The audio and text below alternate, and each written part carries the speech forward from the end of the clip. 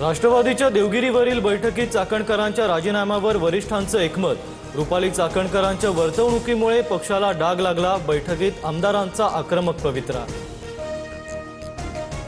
भोंदूबाबा अशोक खरातचं नाशकातील ओकस कार्यालय एसआयटी कडून सील, तर खरात विरोधातील नाशिकच्या सरकारवाडा पोलीस ठाण्यातील गुन्हे एसआयटी कडे वर्ग। भोंदूबाबा अशोक खरातवर आणखी एक गुन्हा दाखल। नरबळी आणि अंधश्रद्धा निर्मूलन कायद्याअंतर्गत कारवाई। भोंदू खरात विरोधात आतापर्यंत 8 गुन्हे दाखल। भोंदू खरात प्रकरणातील अज्ञात तक्रारदारासोबत TV9 मराठीच्या प्रतिनिधीचा संवाद। खरातनं खोट्या विधी दाखवून जासूदला 5 कोटींना फसवलं। नकली साप आणून 20 ते 25 मिनिटं खांद्यावर खेळवायचा, अज्ञात तक्रारदाराचा दावा। भोंदूबाबा खरातला नाशिक प्रशासनाकडूनच बंदुकीचा परवाना। खरातच्या फार्म हाऊसवरून 21 काडतुसं जप्त। त्यानं 5 काडतुसं कशासाठी वापरली याचा तपास सुरू।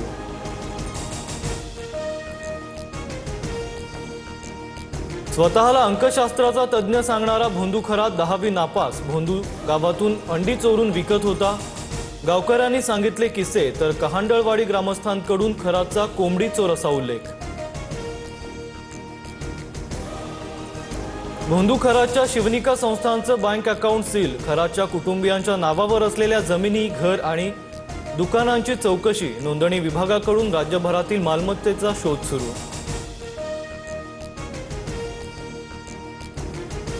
मातोश्रीच्या मॅडमच्या आग्रहाखातर खरातला पाण्याची जोडणी। यही तो नहीं ताज का राज। शीतल म्हात्रेंकडून सवाल उपस्थित, तर ताज का राज फुटला तर तोंडचं पाणी पळेल, म्हात्रेंचा इशारा।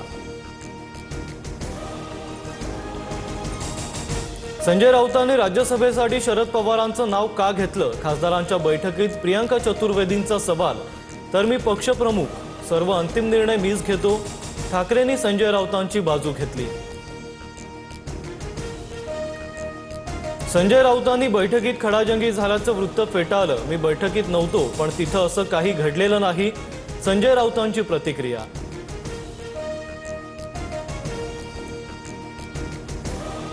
इराणकडून भारतासह 5 देशांसाठी हॉर्मुझची सामुद्रधुनी खुली।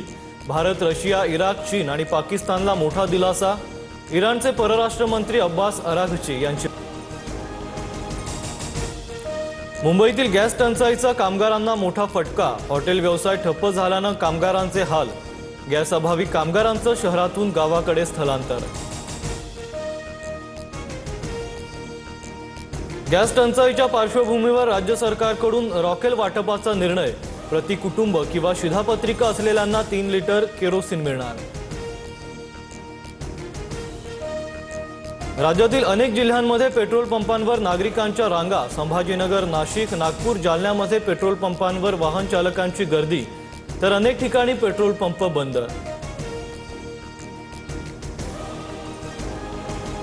देशभरात आज रामनवमीचा उत्साह। अयोध्येसह नाशिक, शिर्डी, मुंबई, नागपूर, शेगाव आणि पुण्यात दर्शनासाठी भाविकांची गर्दी। अनेक ठिकाणी शोभायात्रा काढण्यात येणार। पोलिसांचा कडेकोट बंदोबस्त।